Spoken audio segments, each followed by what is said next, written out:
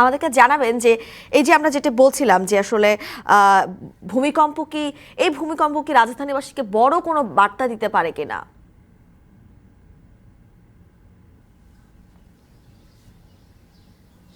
আপনি নিশ্চয়ই জানেন কয়েকদিন আগে তুরস্কে ভূমিকম্প হয়েছিল, যে ভূমিকম্পে লন্ডভন্ড হয়ে গিয়েছে তুরস্ক, যেখানে 7.8 মাত্রার যেই ভূমিকম্প, সেই ভূমিকম্পে পুরো টার্কির বিভিন্ন অঞ্চল কিন্তু ভেঙে চুরে গিয়েছে, যার প্রভাবে বাংলাদেশের যেই ভূমিকম্প হয়েছে ভোরে সেটি ছিল 4.3 মাত্রার।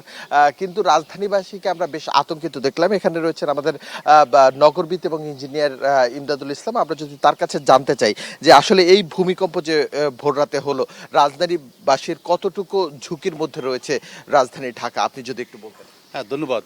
আসলে খুবই আতঙ্কগ্রস্ত এই কারণেই, গত ফেব্রুয়ারিতে টার্কিতে ভূমিকম্প হওয়ার পরে এরপরে জাপান, ইন্দোনেশিয়া, মালয়েশিয়া, থাইল্যান্ড এবং আরও আশপাশে অনেক জায়গার ভিতরে ভূমিকম্প হয়ে গেছে এর মধ্যে। এখন খুব চারিদিকে অসম্ভব গরম হচ্ছে একটা লক্ষণ যে এই ভূমিকম্পের প্রাক যে এই উষ্ণায়নটা হচ্ছে। এখন বাংলাদেশেও টেম্পারেচার 40 ডিগ্রির উপরে চলে গেছে। এটা কিন্তু ভূমিকম্পের একটা মানে কি বলে এক ধরনের আতঙ্ক বা আশঙ্কা। এমনি আমরা সিলেট, ঢাকা, চট্টগ্রাম ভূমিকম্প জোনে আছি। আজকে সকালে যে ভূমিকম্পটা হয়ে গেল এটা ঢাকার অনেকটা কাছেই, মধুপুর ট্র্যাক অথবা নরসিংদীর আশপাশ থেকে হয়েছে। যদি এইভাবে গরম পড়ে বা এভাবে যদি আরও উষ্ণায়ন চলে তাহলে কিন্তু আমাদের ভূমিকম্পের খুব সম্ভাবনা আছে।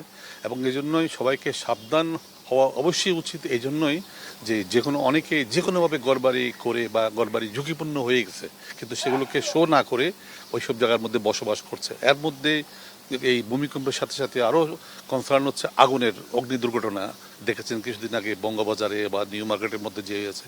যদি দুইটাই মানে ভূমিকম্প হওয়ার সাথে সাথেই এই বিদ্যুতের তার এবং অন্যান্য বিষয় নিয়ে একটা অ্যাক্সিডেন্ট হওয়ার সম্ভাবনা আছে। যদি এর মধ্যে অগ্নি দুর্ঘটনাও ঘটে যায় তাহলে কিন্তু অসম্ভব ধরনের ভয়াবহ অবস্থার সৃষ্টি। অনেক সময় দেখা যায় বড় ধরনের ভূমিকম্পের আগে ছোটখাটো ভূমিকম্প হয়ে থাকে, এটা কি মানে কোনো প্রেডিকশন হিসেবে আমরা নিয়ে নেব? অনেকটা সেরকম ভাবে মনে হচ্ছে আমার কাছে। কারণ হচ্ছে বড় এমনি 100 বছর মেয়াদের মধ্যে একটা বড় ভূমিকম্প হওয়ার সম্ভাবনা আছে।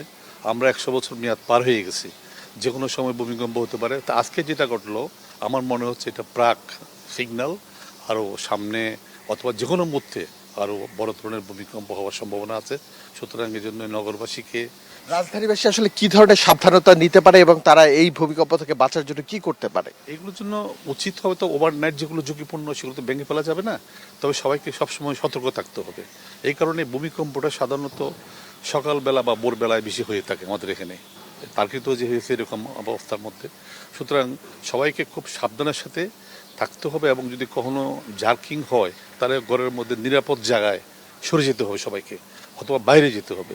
কারণ ভূমিকম্পের মধ্যে ভূমিকম্প হলে ঘরের ভিতরে থাকাটা অসম্ভব রিস্ক, যে কোনো বড় ধরনের প্রবলেম হয়ে যেতে পারে। এই জন্য কিন্তু সমস্যা হচ্ছে ঢাকার মধ্যেই মাঠ তো নাই, পার্ক তো নাই, সেগুলোর সংখ্যা কমে গেছে, যা আছে রাস্তায়। সুতরাং মানুষজনকে ভূমিকম্প হলেই সাথে সাথে ঘর থেকে বেরিয়ে রাস্তায় অথবা নিরাপদ জায়গায় এসে দাঁড়াতে হবে, অন্যথায় আর প্রিপারেশন নিতে হবে যে কোনো। ধন্যবাদ আপনাকে।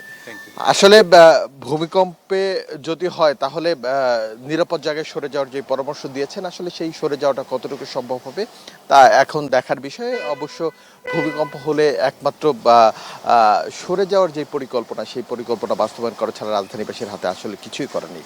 মিম, শুনছিলেন আপনি প্রকৌশলী ও নগরবিদ ইমদাদুল ইসলামের কথা বেশ ধরে যদি বলতে হয়, রাজধানীতে অসংখ্য ঝুঁকিপূর্ণ ভবন আছে।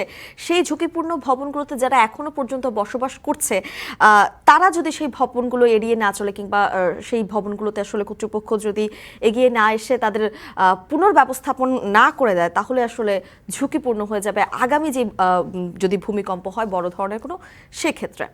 এবারে আমরা অন্যান্য প্রসঙ্গে চলে যেতে চাই।